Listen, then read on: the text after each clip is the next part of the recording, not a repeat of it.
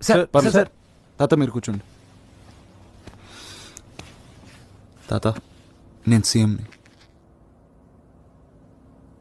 ఈ అమ్మాయి పోయింది దాని చెల్లెలు.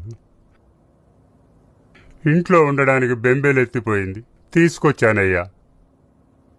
మీ పెద్ద కూతురు విషయంలో ఒక పొరపాటు జరిగింది.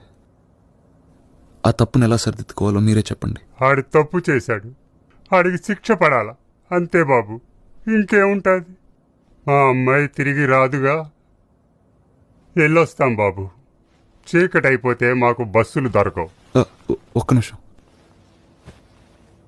నాకు కూడా ఎవరు లేరు. మీరు నాతో ఉండండి. అమ్మాయిని నేను చదివిస్తాను, పెళ్లి చేస్తాను, సొంత చెల్లిలా చూసుకుంటా. వద్దు బాబు. ఎందుకయ్యా? సీఎం గారు చెప్తున్నారు కదా. మాకు నమ్మకం లేదు దొరా. ఏం అనుకోకు. సీఎం కన్నా పెద్ద ఎవరు లేరయ్యా. అంత పెద్దోడే మాట తప్పాడయ్యా.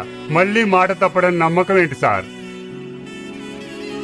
మా ఊరి ఎమ్మెల్యే ఆడు మినిస్టర్ కూడా అవుతాడట.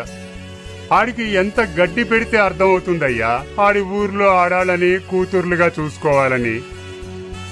దున్నపోతుల్లా మీద పడి నా కూతుర్ని చెరిస్తే సిగ్గు లేకుండా ఆ దున్నపోతులు కొమ్ము కాచాడయ్యా.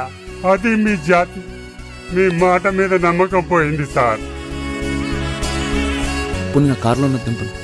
వద్దు సార్, బస్సులో పోతాం. నలుగురు ఉంటారు.